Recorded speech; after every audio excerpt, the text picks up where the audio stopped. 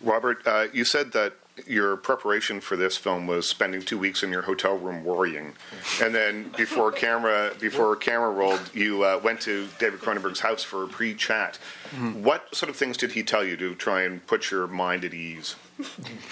Tell me to stop worrying. And what did he say? You basically, I mean, it was kind of fairly simple. I think you heard me in a very obvious throes of a panic attack. And so you're just like, why don't you just, like, you know, I think you were just placating me, saying to come around.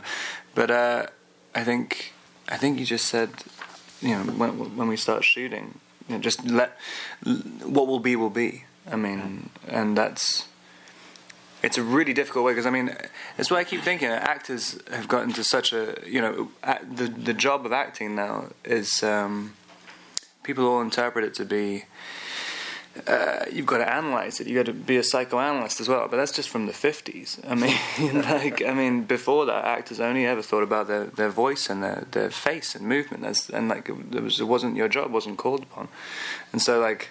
You read DeLillo. I mean, I'm not a postmodernist like scholar or anything. I mean, I'm not going to come up with your a better. Your agent said you were.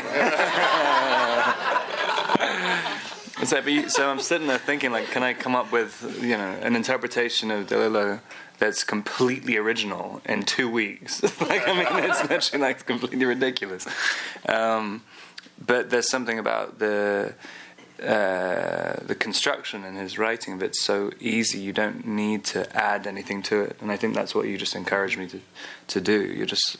There were no rewrites in the script, and normally, I mean, that's the first thing you're thinking about as an actor, because normally the script's just shit, and so you're just there's no foundation to stand on in the first place, and you're so used to just changing it the whole time, every single movie, that with this, once you suddenly get to the idea to think, we're not changing any of the script. The script is fine. It's you that's the problem. At least you know one thing. Well, the key to it all actually is, as is often the case, is within the script itself, and it's when the doctor says to Eric, when he says, "What are we going to do about this then?" You know, he says, "Let it express itself." And that's how I felt about the screenplay. You know, just let it express itself. It will organically come out of even for Emily, who's by the way, whose audition was fantastic, and it was dead on. And I really just. You wish you could cut that into the movie. Well, I actually, in the latest version, I have. It's a little grainy because you shot it with your iPad, but still.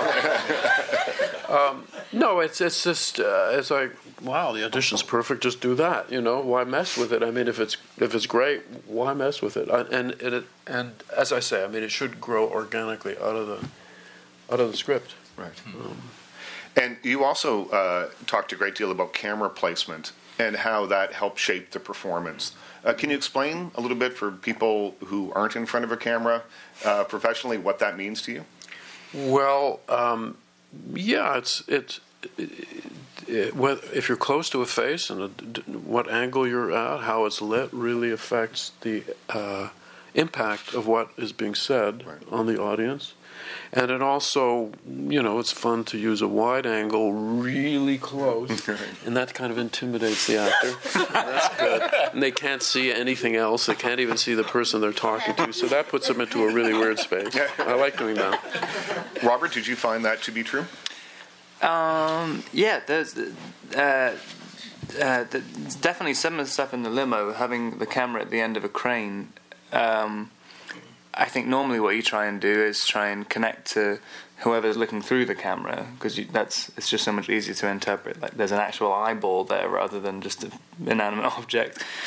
But because it was so far away, it was remote controlled at the end of a techno crane. You kind of get used to the idea of having this relationship with a machine, and it's separate. You separate any kind of the fact that there's any human whatsoever watching.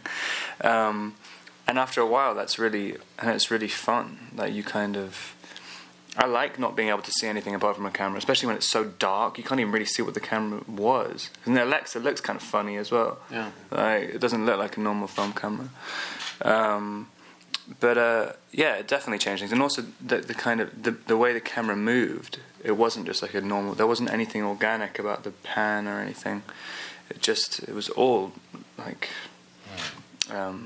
clockwork, which it does change your performance. Also, I use a little Apple program called iDirector, which just a little green light goes on if it's okay, and a red light if you need to do another take. It's pretty straightforward. You could all use it.